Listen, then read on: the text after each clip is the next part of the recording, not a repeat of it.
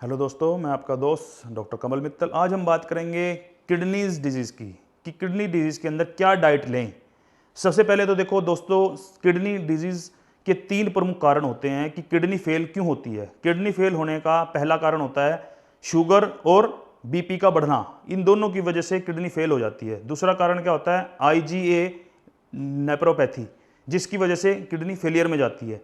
तीसरा कारण क्या है, पॉलीसिस्टिक किडनीज, यानी जो किडनीज के अंदर कहते हैं ना छोटे छोटे गांठें बन जाती है, जिसकी वजह से भी हमारी किडनी फेलियर में चली जाती है। तो उसके अंदर दोस्तों जो बीपी, हाई बीपी की वजह से किडनी फेलियर में क्यों जाती है, क्योंकि किडनी अपने साइज में सिकुड़ जाती है, श्रिंक हो जाती है। अगर आप अल्ट्रासाउंड कराएंगे, शुगर के अंदर क्या होता है कि भी किडनी अपने साइज में तो ठीक रहती है, लेकिन डायबिटिक न्यूरोपैथी होने की वजह से किडनी फेलियर में चली जाती है। तो दोस्तों ऐसा क्या हम खाएं जिससे हम अपनी किडनीज को, जो उनका बढ़ा हुआ क्रेटिनिन का लेवल है, यूरिया का लेवल है और जो पोटेशियम का लेवल जो गड़बड़ कर देता है, उन चीज़ों को हम किस तरह से कंट्रोल करें।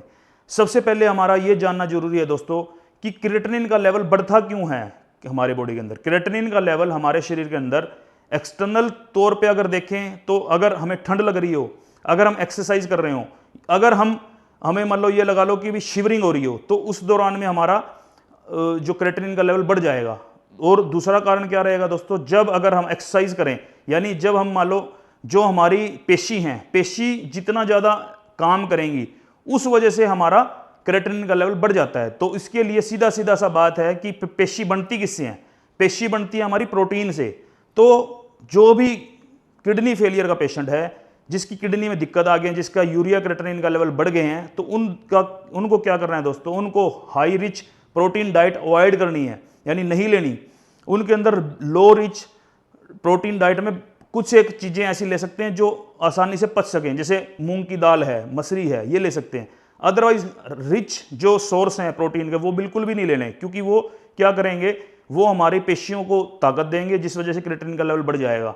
और क्रेटिनिन का लेवल बढ़ जाएगा तो धीरे धीरे हमारी किडनीज के अंदर वही बात है, यूरिया भी बढ़ेगा और सोडियम पोटेशियम का लेवल भी डिस्टर्ब करेगी वो, तो बाद में जाकर डायलिसिस की नौबत आएगी। तो पहला नियम क्या है कि हमें अपनी प्रोटीन डाइट को कम करना है या लेना ही नहीं। दूसरा क्या करना है दोस्तों, अब मेरे से कई पेशेंट पूछते हैं, डॉक्टर साहब हम किडनी के मरीज हैं, हमें कितना पानी पीना है। पानी का मैं बता देता हूं आपको, पानी का इसके अंदर यह संबंध है कि अगर आपको पानी की प्यास लगे तब आप पानी पिएं, और उसमें भी आधा कप पिएं। बहुत ज़्यादा पिएंगे तो क्या होगा, आपके एक्स्ट्रा सेलुलर फ्लूइड इकट्ठा हो जाएगा बॉडी में, जिस वजह से पैरों के ऊपर स्वेलिंग आ जाएगी। और अगर आप कम पिएंगे तो क्या होगा, क्रेटिनिन आपकी शरीर में से बाहर नहीं निकल पाएगा। तो कम पीना भी नुकसानदायक है और ज़्यादा पीना भी नुकसानदायक है। इसलिए आपको इतना पानी पीना है जितना सिर्फ आपकी सेटिस्फेक्शन हो सके कि मैंने पानी पिया, मेरे को प्यास लगी थी, मैंने पानी पिया, बस।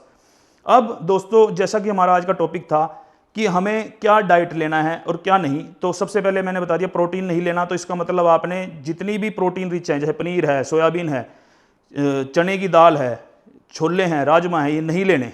आपने जो लेना है उसके अंदर फल सब्जियों के अंदर क्या क्या लेना है वो मैं बताता हूं आपको।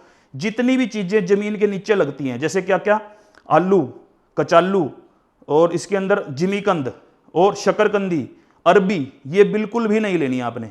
आपने क्या लेना है दोस्तों, इसके अंदर 3 सब्जियां ऐसी जो ज़मीन के नीचे लगती हैं लेकिन आप ले सकते हो, उसमें से क्या है, गाजर, मूली और प्याज। ये 3 ही सब्जी आपने खाने में लेनी है। और अगर साग सब्जियों की मैं और बात करें तो उसमें क्या ले सकते हैं आप, साग सब्जियों के अंदर अगर पत्तेदार सब्जी हैं जिसके अंदर पालक है, आपका सरसों है, मेथी है, ये आपने नहीं लेना। दोबारा सुन लो, पालक, मेथी, सरसों, ये आपने बिल्कुल भी नहीं लेना। आपने जो लेना है वो क्या लेना है, आपने घिया, तोरी, टिंडा, कद्दू, परवल, ये चीज़ें आप खा सकते हैं, ये चीज़ें आपको कोई नुकसान नहीं देंगी। अगर हम बात करें दोस्तों कि इन सब्जियों के अलावा और क्या हम ले सकते हैं, तो इन सब्जियों के अलावा फलों में हमने कौन कौन से फल ऐसे हैं जो खाने हैं और कौन कौन से फल ऐसे हैं जो नहीं खाने। तो उस फलों के अंदर जो नहीं खाने, उसके अंदर आपने केला, ड्राई फ्रूट, कीवी, एप्रीकोट, ये नहीं खाने बिल्कुल भी। जो आपने खाने हैं उसके अंदर दोस्तों आप अमरूद, अनार, अंगूर, तरबूज, खरबूजा, आप ये सब फल खा सकते हैं। आपने दोस्तों एक और बात ध्यान रखनी है, जितने भी सिट्रिक फल या खट्टे फल हैं, जैसे संतरा, मौसम्मी, हमारा आम, इनको नहीं लेना। वो क्यों नहीं लेना, क्योंकि ये हमारे बॉडी के अंदर एसिड इकट्ठा कर देंगे, और इकट्ठा होने की वजह से एसिड क्या होगा दोस्तों, सिट्रिक एसिड जितना अंदर ज़्यादा चला जाएगा तो उससे हमारे बॉडी के अंदर पीएच का लेवल डिस्टर्ब हो जाएगा, पीएच एसिडिक हो जाएगा। एसिडिक पीएच होने की वजह से बाइकार्बोनेट जो हमारा लेवल है वो हमारा कम हो जाएगा। इसके लिए भी मैं एक उपाय बता देता हूं आपको क्या करना है दोस्तों। इसके लिए आपने मीठा सोडा आपने एक एक चुंटी, नहीं तो चौथा चम्मच का जो पीछे का साइड होता है उससे भी आप अगर ले सकते हैं। इससे आपका बाइकार्बोनेट का लेवल प्रॉपर रहेगा और आपके अंदर जो एसिड जम गया है ज्यादा वो हमारी बॉडी से निकलता रहेगा। बाइकार्बोनेट के लिए बाजार में नोर्डोसिस के नाम से गोली भी उपलब्ध है, जो गोली अनमोमन जितने भी किडनी के डॉक्टर हैं या किडनी स्पेशलिस्ट हैं वो सभी लिखते ही हैं। तो उसको अगर सिंपल लैंग्वेज में समझे तो कुछ नहीं है, मीठा सोडा है जो कि हर गृहिणी की रसोई में उपलब्ध है। आप उसको भी ले लेंगे तो जब भी आपका काम चल जाएगा। और दोस्तों सबसे बड़ी बात यह है कि अगर हमने बात कर ली कि किडनी फेलियर के पेशेंट को क्या तो हम खिलाएं, क्या हम फल लें। अब ऐसा क्या, अब मैं आयुर्वेदिक का स्पेशलिस्ट हूं तो मैं ऐसा क्या आपको आज फार्मूला देके जाऊं जिससे आप ये कहो कि डॉक्टर साहब आज आप आए थे तो आपने क्या दिया। तो मैं आपको, एक तो मैंने आपको डाइट बताई, दूसरी आपको मैं ये बता रहा हूं कि आप पीपल के पत्ते का रस और नीम के पत्ते का रस अगर चौथाई आप कप सुबह शाम पी लेते हैं तो मैं ये कहता हूं दोस्तों कि आप 3 महीने के बाद मुझे बता देना कि आपका क्रेटिनिन यूरिया का क्या लेवल है। आप अपने आप ही ये कहोगे जी ये तो जादू ही हो गया, कि ऐसा क्या हो गया कि भाई हमारे शरीर में से हमारी किडनियां ठीक होने लगी। आप मेरे बताए हुए डाइट प्लान के अकॉर्डिंग चलें, साथ में जो मैंने बताया आपको कि पीपल और नीम दोबारा सुन लें, इनके पत्तों का रस 5-5, 10-10 पत्ते ले लें, उसको उबालकर एक गिलास जब आधा रह जाए तो उस पत्ते के रस को आपने 1/4 कप सुबह, 1/4 कप शाम को पीना है खाने के बाद। इससे आपका यूरिया और क्रेटिनिन का लेवल कम हो जाएगा और आपकी किडनी फेलियर जो जा रही है वो आपकी ठीक हो जाएगी।